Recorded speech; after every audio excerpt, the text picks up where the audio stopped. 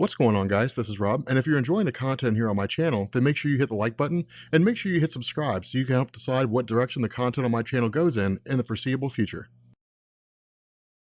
Okay, so I have been reading the X-Men for over 20 years. I've been reading the X-Men as long as Sal over at Comic Pop has been reading Spider-Man. And to me, the X-Men, I think, have always been more interesting than the Avengers. And to me, it's so disappointing to see the X-Men just sort of wasted, in the Fox universe. And so if the X-Men end up going into the Marvel Cinematic Universe, then my question is, how would they look? What would it be like? And so because you guys really seem to enjoy the video that we did on like the Fantastic Four and the X-Men joining the MCU, I figured that we would take our movie days where we talk about movies and comic book form, from Marvel and DC, and we're going to make a video on how I think the phases of X-Men in the MCU would progress, or at least how I would love to see it done. Much like we saw in the Marvel Cinematic Universe up to date, it's going to be in phases. There's going to be phase 1, phase 2, phase 3. To me, the cool thing about what's happened in the MCU so far is that while we have gotten pretty much nothing but 20 some odd movies featuring the same characters, what the X-Men being introduced into the MCU would do is it would give people a chance to have a reprieve of sorts. It would give people a break from Captain America and Thor and Iron Man showing up in everything all the time. Instead, in this video, and in my view for the X-Men MCU, they would just be referenced, or you might see them in flashbacks or something along those lines. But the first thing you do, the first origin that you go with in the X-Men MCU is the origin of Professor X. And the reason why is because while he may not necessarily be the most popular of the X-Men, he's certainly the most important because he's the one who started it all. And that's what you cover in this movie. You initially start off with the early days of Professor X. Professor X had a mom and he had a dad, and his dad died in a lab experiment, and his dad's best friend, Kurt Marco, married his mom, and he brought Kane Marco, who became Charles Xavier's stepbrother, and the two of them hated each other. But of course, Kane Marco learns that Professor X is a telepath, that he's a mutant. He hates him even more because Kane Marco thinks that Xavier's better than him or something along those lines. But that origin story progresses. You basically find out that Kurt Marco's in it for the money. Eventually, Charles Xavier's mom dies. Kurt Marco dies in a fire that's set by his son, and then that's the end of that. Fast forward to the Korean War. In the Korean War, Professor X and Kane Marco are fighting alongside each other. They eventually stumble across a temple. Kane Marco basically sees this inscription that says, "Whosoever touches this gem shall possess the power of the crimson bands of Sidorak. Hence, you who read these words shall go forward forevermore a human juggernaut." Kane Marco becomes the juggernaut. You don't really see them fight because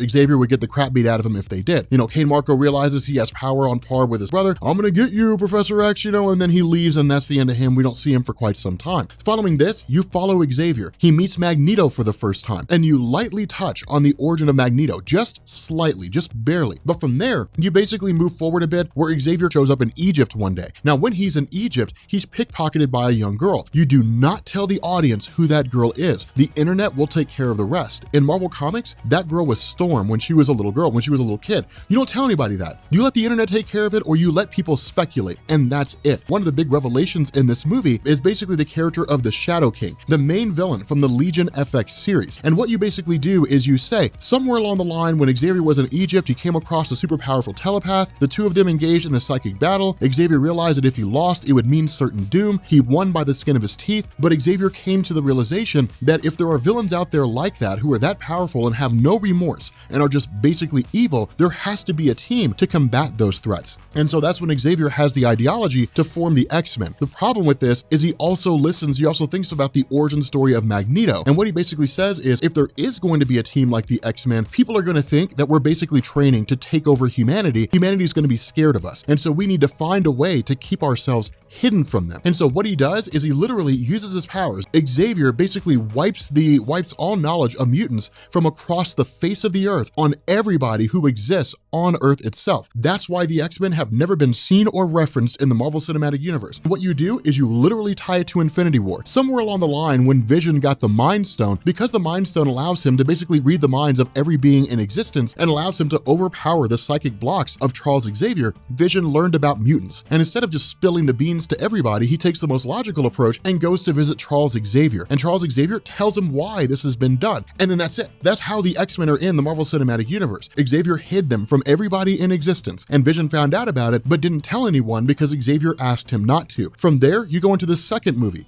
the Origin of Magneto. This would basically take a lot of stuff from from X-Men Apocalypse, which already existed in Marvel Comics, albeit X-Men Apocalypse changed it a bit. What we would do is we would go with the original X-Men origin story for Magneto. I think it was classic X-Men number 112 or something along those lines. The whole idea is that you basically grab Magneto Testament and the Origin of Magneto and you throw them into one story. Magneto Testament was a story that was written by Greg Pak that was designed to basically tell us what happened during the early days of World War II when Magneto's family was thrown into concentration camps. And essentially what had happened is that some members of his family believed the Germans would never come for them. Others did and said, we have to get out while we can. Germans came knocking on their door, they were all swept off to camps. While he was in a concentration camp, Magneto became extremely capable in the various skills that he had. He didn't initially know that he had the power of magnetism. Instead, he was just very capable. He was duplicitous. He would manipulate. He would do whatever it is that he had to do in order to ensure that the time that he was in those camps alongside the people he cared about passed as easily as possible. He would bribe guards. He would give them food. He would give them gold, different things like that. The result is that he effectively sort of rose in the ranks and became part of a group of freedom fighters that were working to liberate the camps. Now, this is where you roll in the greater Marvel Cinematic Universe, or at least Captain America and Bucky Barnes. In Marvel Comics during World War II, Steve Rogers, Captain America, and Bucky Barnes were basically one part of a superhero team called the Invaders. The other part was Namor the Submariner and the original Human Torch, Jim Hammond. They basically fought against the Axis powers, liberating camps, so on and so forth. You rolled that in to the Magneto movie, but following the liberation of this camp, you follow the origin story of Magneto the way it always happened in Marvel Comics. He's basically freed from the camps. He, alongside Magda, go out in the world, try to start a life for themselves. They get false identities. They end up going into some town in the rural mountains of Europe.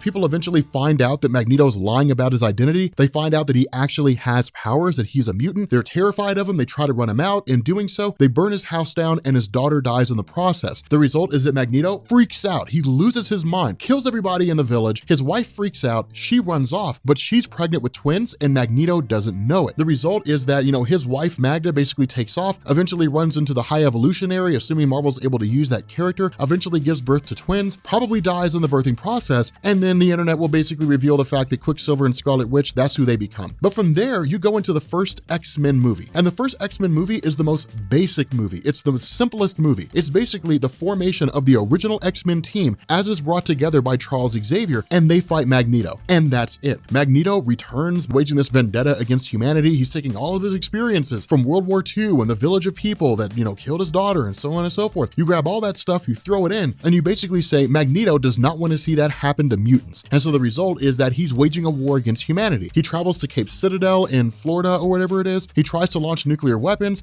The X-Men show up at the behest of Xavier. They stop Magneto. Movie's done. Roll credits. From there, you go into the origin film of Jean Grey, X-Men Origins Jean Grey. And what it does is it grabs two separate stories from Marvel Comics and it merges them into one. The first story is the X-Men Origins Jean Grey comic. The second, and probably the most important story in terms of laying the groundwork for what comes later, is Bizarre Adventures number 27. Now, the original X-Men Origins Jean Grey story literally just detailed the idea of Jean Grey being a little kid, not necessarily being able to control her powers, eventually getting the attention of Charles Xavier because of the fact that her powers went awry somewhere along the line when she was in a mall or something like that, and he taught Jean how to use her abilities. What you do is you take that story and you modify it with Bizarre Adventures number 27. Back when Chris Claremont took over the X-Men in 1975, Bizarre Adventures was an ongoing series of publications that I think largely featured Kazar, but Bizarre Adventures number 27 told the origin of Jean Grey as it existed at the time. And what it did is it said that instead of Jean Grey's parents contacting Xavier, what had happened was Jean Grey's friend, who was a little girl at the time, was killed more or less. And the result is that Jean Grey basically used her telepathy to bond with this girl's mind in her final moments. And all Jean Grey felt was fear and anger, sadness, the whole nine yards. Because the emotional output was so overwhelming, Jean sort of let out this psychic backlash that had two main purposes. The first is that it alerted Charles Xavier to her existence. The second is it alerted the Phoenix Force to her existence. And that's why I would grab Bizarre Adventures number 27. You don't do anything stupid like,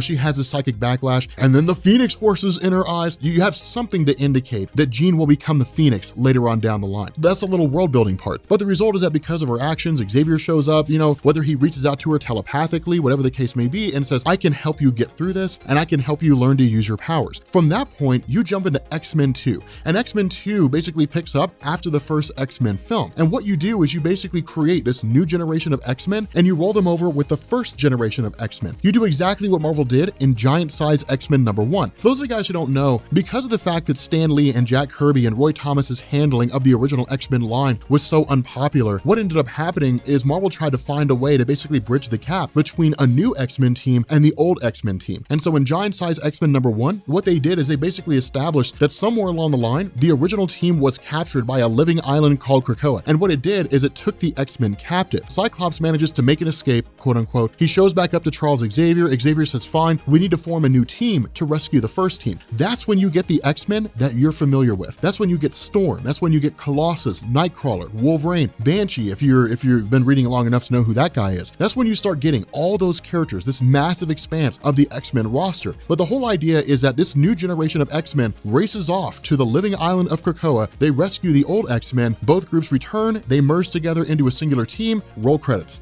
Done. From there, you go into the Gambit film. And the Gambit film is basically X-Men Origins Gambit. That's all it is. You grab that comic book one shot and you throw it into film form while adding a few things in there and kind of modifying a little bit of history. With the X-Men Origins Gambit story, it established one major thing for his character. And that was the idea that Gambit's powers were beyond his ability to control. And so what he did is he sought out a mutant geneticist by the name of Nathaniel Essex. You do not tell the audience who Nathaniel Essex is. You let the internet take care of that. Now, Nathaniel Essex tells Gambit, I will help you with this, but I'm going to call in a favor later on down the line. Gambit says, okay, I'll go with that. The internet will take care of the rest. But the whole idea is that Gambit's powers are basically reduced by an artificial lobotomy, more or less, in the sense that Nathaniel Essex removes a portion of Gambit's brain and his powers are controllable now. From that point, Gambit goes off, he does his own thing, and he eventually meets Storm. Storm is basically on a mission of sorts from Charles Xavier, more of a humanitarian effort to find various mutants who want to join the X-Men cause. If they do, they're brought to the team. If they don't, Storm wishes them good luck and she goes about her business. But in this movie, you bring in things like the Thieves Guild, the Assassins Guild. That's how all that stuff happens. You bring all that into the film. You do it in a way that makes sense, but you really just kind of bring it all together so that you flesh out Gambit's backstory to a degree. The reason why that matters is because of the next film, Mutant Massacre. When Gambit rolls over into the X-Men, none of the X-Men know about his history. We as the audience know about his history with the exception of the favor that Nathaniel Essex called in, but we know everything else. The X-Men don't know anything about it. And so the result is that the Mutant Massacre story is told one half as flashback, the other half as what's going on in the modern day. The X-Men basically learned that somewhere along the line, Nathaniel Essex, the favor he called in was that he believed in the sewers of New York were various Morlocks that he had created. And so what he did is he formed a team called the Marauders that were led by Gambit. And the result is that Gambit, once he got into the tunnels of New York, realized it was going to be a massacre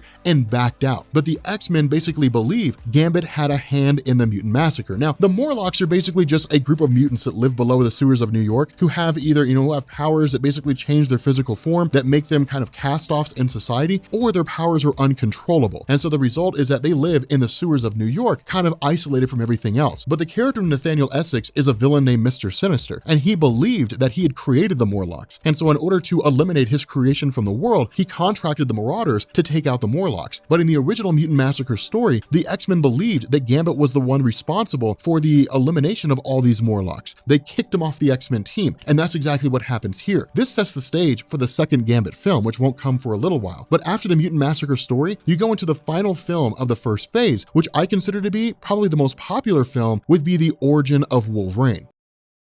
Now, the reason why I save this movie for the very last is because this is where you get the most world building when it comes to the X-Men in the Marvel Cinematic Universe and their place in relation alongside all the other superheroes who were there. Wolverine's existed for a few hundred years, and you do that. You basically say, hey, at this point along the line, Wolverine popped his claws for the very first time, learned he had a healing factor. You can tie his origin in with everything else that goes on, and then you just go through and have him just kind of fight in various wars, various conflicts, different things like that. You hop, skip, and you jump over some of the most important moments in his life until you get to the 1960s. And the reason why you get into the 1960s is because this details a huge expansion with regards to the Marvel Cinematic Universe. When it comes to the MCU, you can kind of view it as something on the front side. All you see is what the superheroes have done. There's not much going on in terms of world building. It's just, here's the superheroes and here's their villains and here's where they fight together. Done. What you do with Wolverine is you would provide this whole back end that nobody ever knew about before. And what you would basically say is that in the 1960s, after fighting in World War II, fighting alongside Captain America, Wolverine was swept up in the CIA. And when he was in the CIA, he worked for a Black Ops team called Team X. And all Team X did is it went through and carried Black Ops missions out. It eliminated dictators. It toppled, corporations. It did whatever it is the CIA wanted Team X to do. But what you also do is you bring in two concepts. The first is Weapon Plus, and the second is Project Wide Awake. Now with Weapon Plus, in Marvel Comics, it's starkly different from what we're gonna do in this film. In Marvel Comics, Weapon Plus had this great big huge weird, origin that we don't need to go into. You're welcome to look it up. I've got a video on the whole history of Weapons Plus and Weapon X. You're welcome to check that out. That would tack on another 20 minutes to this video, which we're not gonna do. Weapon Plus was a government-sponsored project that served the purpose of analyzing the mutant threat and trying to find a way to contain or eliminate the mutant threat. Now, Weapon Plus was basically an umbrella name. Under Weapon Plus, you had Weapons 1, 2, 3, 4, all the way up to Weapon 10. Weapon 1 was Captain America. The problem with this was that in Marvel Comics, Abraham Erskine died before he could give anybody the super soldier serum. And so there could be no more Captain Americas. That was it. In response to this, Weapon Plus began developing all the other projects, Weapons 1, 2, 3, 4, all the way up to Weapon 10. It was doing things like turning people into cyborgs, which is where you got Nuke. The guy that you saw in the Jessica Jones TV series who was popping the red and the blue pills, that's Nuke. By the time it got to Weapon 10, what had happened is Weapons Plus had basically become a joint venture between the CIA and Canada's Special Ops Division called Department K. And what ended up happening is you ended up having the CIA alongside Department K analyze Team X. And they came to the realization that Wolverine, James Hallett, basically had a healing factor. Not only that, these other members of Team X had healing factors. And so what they ended up doing is they ended up grabbing those characters, they threw them into the 10th iteration of Weapons Plus, which was Weapon 10, Weapon X, and then gave them adamantium. And then of course Wolverine escaped. You grab that concept and you roll it in, but you add to it the idea of Project Wide Awake. Now, Project Wide Awake in Marvel Comics was created by Chris Claremont, I'm pretty sure. And it was the whole idea of like the Mutant Registration Act, different things like that. But it was a multifaceted joint venture between like the President of the United States and like the National Security Council and the National Security Agency and the FBI and the CIA. And the whole purpose of Project Wide Awake was to analyze the mutant threat and then control the mutant threat. Now, the whole idea is you grab that Project Wide Awake and you throw it into the Wolverine origin story. What you basically do is you establish that as the origin for Weapon Plus. You say the federal government came to the realization that in the 1960s, there was this huge explosion of the mutant population, and for whatever reason, whether it was a fear of being replaced by mutants, whether it was a fear because mutants would eliminate humanity when they waged war against them, humanity began the process of creating all these different projects for the purpose of trying to find a way to control, contain, or eliminate the mutant threat. And that brings in Weapon Plus. Steve Rogers' Captain America was the first thing. That's when you provide that whole back into it. Behind the scenes, Captain America was created for the purpose of eliminating mutants. He just didn't know it because Abraham Erskine died before it happened and his training was quote unquote never completed. But after Captain America went forward during World War II and then he was frozen in a block of ice for 20 years and eventually thawed out, what happened was behind the scenes, all these different things with Weapon Plus were going on. And you grab Nick Fury, you roll him in and say he knew about it the entire time. He just didn't tell anybody what was going on. Natasha Romanoff, as part of the Red Room, is one facet of another country's version of Weapon Plus. You grab all those things and you throw them all in to one great big huge melting pot and you provide this massive back end to the whole idea of the Marvel Cinematic Universe that is not necessarily as nice and lovey as we would like it to be, that there's some really dark undertones to it. And so the result is that you have Wolverine eventually escape from the facility after having adamantium grafted to his bones and the movie ends. That's it, that's done. But it's a massive amount of world building. A lot of it would just be like huge, expositions on Weapon Plus, where it came from, how it ties into Captain America. You could even argue that Howard Stark knew about Weapons Plus, and he's the one that helped to design some of the cybernetic implants. The whole idea is you would basically build up this huge facet of the MCU. You would do so much world building that it would really grab the X-Men and say, yep, they're just as much a part of the MCU as everybody else, and here's how. So that's how you would end the first phase. That's phase one of the MCU. Massive world building, massive exploration, introducing the X-Men, establishing the idea that the X-Men aren't just a team of mutants that do some stuff. There's a lot of history there. But with that being said, guys, we're gonna bring this video to an end. If you are new here to Comics Explained, make sure you guys hit the sub button to become part of the Rob Corps. If you guys enjoyed this video, make sure you drop a like and leave a comment down below. Let me know if you guys want to see like phase 2 or something along those lines, because I'm kind of curious, to see what you guys think. But anyway, guys, we're gonna bring this to an end and I will catch you all later. Peace.